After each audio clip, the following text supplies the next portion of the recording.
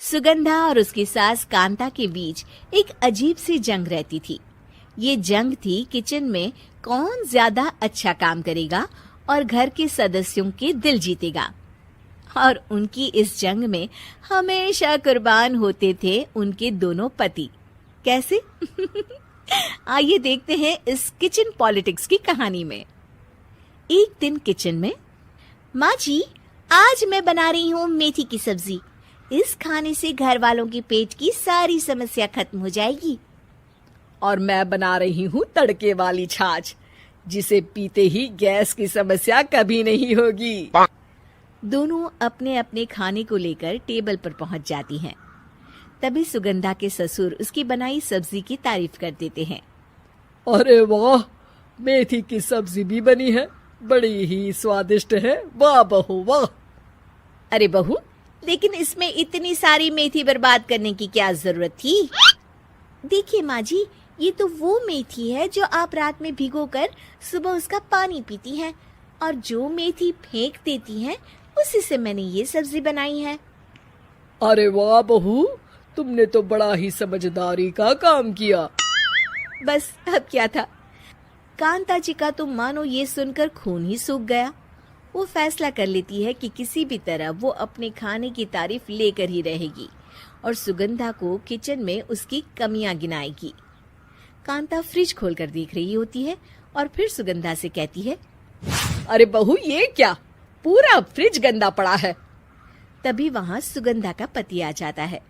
वो सुगंधा को डांट कर कहता है, सुगंधा, तुम्हें कितनी बार कह रखा है कि वायरस फैल रहा है, साफ सफाई का पूरा ख्याल रखना है, लेकिन तुम किचन में इतनी गंदगी रखोगी तो कैसे चलेगा। सुगंधा सास की तरफ देखती है जहाँ वो मुस्कुरा रही होती है। सुगंधा समझ जाती है कि सास ने उससे बदला लेने के लिए ये सब किया है। दोनों रात के खाने की तैयारी में लग जाती हैं। दोनों ना एक दूसरे की तरफ देखती हैं और ना ही एक दूसरे से बातें करती हैं। रात को खाने की टेबल पर एक एक कर दोनों कई तरह के अलग अलग व्यंजन टेबल पर लगा देती हैं और अपने अपने पति के पास जाकर खड़ी हो जाती हैं। अरे खाइए जी खाइए, मैंने बड़ी मेहनत से बनाया है। प्लेट में वो खाना डालती हैं। सुगंधा भी दोनों की प्लेट में खाना डालते हुए कहती है, बड़ी ही मेहनत लगी है इस खाने को बनाने में। हाँ, दोनों को ना चाहते हुए भी सारा खाना खाना पड़ता है। कहीं दही तो कहीं मलाई तो कहीं मसाला। और इन सब के बाद दोनों बड़ी ही मुश्किल से अपने कमरे में सोने जाते हैं। लेकिन अगली सुबह सुगंधा का पति चिल्ला रहा होता है, हाय रे, हाय मेरा तो पेट खराब हो गया, हाय माँ बहुत दर्द हो रहा है। तो वहीं कांता के कमरे से भी कुछ ऐसी ही आवाज आने लगती है। हे भगवान, इस सास बहू की लड़ाई हमारी जान लेकर रहेगी। जाओ कोई डॉक्टर को बुला कर लाओ। डॉक्टर आते हैं। दोनों को देखकर कांता और सुगंधा से कहते हैं, देखिए, आप दोनों इन्हें खाने में हल्का ही दीजिएगा। हो सके तो रात का खाना जल्दी खाया करे और वॉक किया करे। इतना कहकर डॉक्टर वहां से चले जाते हैं।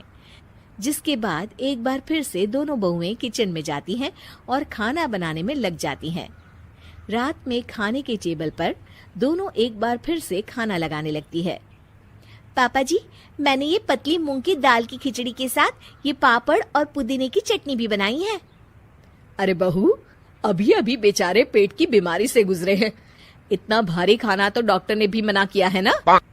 देखिए, मैंने आप दोनों के लिए सूप बनाया है।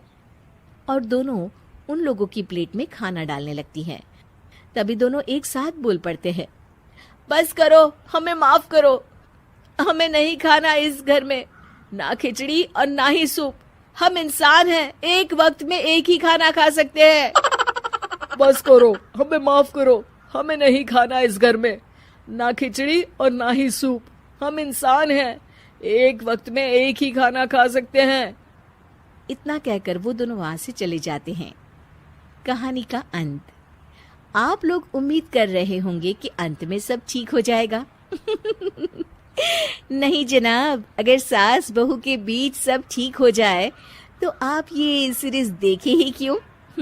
तो मजा लीजिए इस चैनल में सास बहू से जुड़ी कहानियों का, क्योंकि ये ऐसा रिश्ता है जिसकी मिठास उसकी खटास में हमेशा ज्यादा ही रहती है।